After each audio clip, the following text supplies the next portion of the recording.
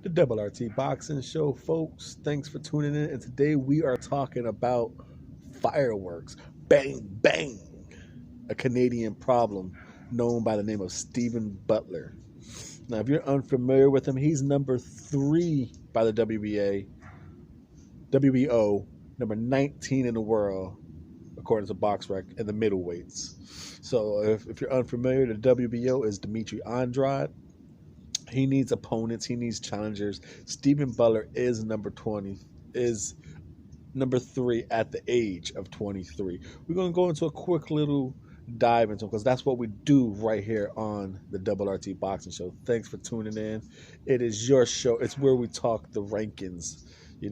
Talk about the other people who get their title shot, who works hard to get their title shot. Now, Stephen Butler, they ask, who the hell is he? Why is he number 3? He's only 23 years old. Bang Bang is his alias. Quick-handed combinations. Bang Bang. He has that name for a reason. It's 26 1-1 with 23 knockouts. Bang Bang. He lives by the alias of Bang Bang. 23 knockouts out of 26 fights. Now, his one knockout loss came as a welterweight. So he moved up in middleweight. And this was against Brandon Cook. That's the same Brandon Cook who got demolished by Jaime Munguia. But since that loss, he's been on an 8 knockout streak. So out of his last 13 fights, he has 12 knockouts. And you can say, who has he beaten? Who has his competition been? Fair enough. I think you can say that about all fighters. Until they reach a certain point, that's when their resume starts having the meat and potatoes. Right now it's just a bunch of goulash. But probably his biggest name on his resume is Carson Jones. He fought him on Carson Jones on 6/23 of this year, June 23rd. Knocked him out in the 7th, TKO'd him.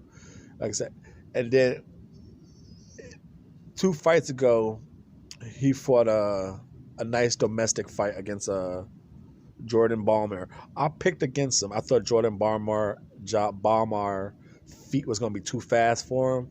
Demolished him in the 2nd round, whooped the shit out of him. So even though you could say he's fighting weak competition, fine. But he's doing what he's supposed to. He's ranked number 3 in the world. He's knocking these people the fuck out. I should be in the ring with you? Knock you the fuck out then. Show the world that I am ranked number 3 for a reason. Get in the ring with me. I want to knock you the fuck out. So, like I said, how is he number 3? He fought 4 times this year and won 2 belts. You can say whatever the hell you want to say about other belts, the trinkets, the Lincolns. They all lead to rankings, and they lead you to climbing the ladder of status. In 4 fights this year, he in March of this year, he revenged his only draw, which happened in 2015 against Jaime Herrera. He fought him, revenged that, knocked him out, got himself an IBO international. And then he fought Carson Jones, knocked him out. Then he fought Stephen Ballmer, got himself the WBC Federphone. That's basically all the French-speaking countries. Got himself that belt. Then he fought a Gutierrez, Jesus Gutierrez, something like that. Knocked his ass out. So, second, like I said, in 2 fights, his last 2 fights, 2nd round knockout, 3rd round knockout. His 3rd fight, a 7th round knockout. His 4th fight, a 10th round knockout. He's doing what he's supposed to be doing against the low layer. We always argue, if you're in the ring with someone who you're not supposed to be in the ring with, show the world you're a different type of level. And that's what Stephen Butler is doing. He's 23 years old. He's doing what he's supposed to do to get himself a title shot. Now, is he ready for Andrade?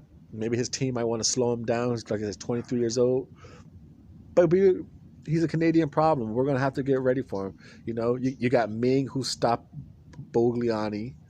Not Bugliani. Yeah. You got Ming, who stopped Bugliani.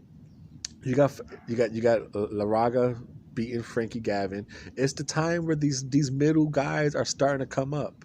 You know, Stephen Butler's been on the bottom of the rankings for like the last couple of years. He's climbing up. He's number 3. Like I said, I'm just doing the video for the audience of the Double RT Boxing Show to get a nice little in your head who the hell Stephen Butler is. I like him. Fast hands. He leaves his chin in the air when he throws his combinations. That's why he got knocked out against Brandon Cook. He was winning that fight against Brandon Cook, threw with him and caught him. And you know how that is in boxing. You know, the punch you don't see coming is the one that knocks you the fuck out, and that's what happened. You know, he wasn't losing that fight. He was winning that fight. Just didn't see that punch coming. Got his ass on the chin. He's a lanky dude. 20. Like I said, I think he was like 21 when that happened.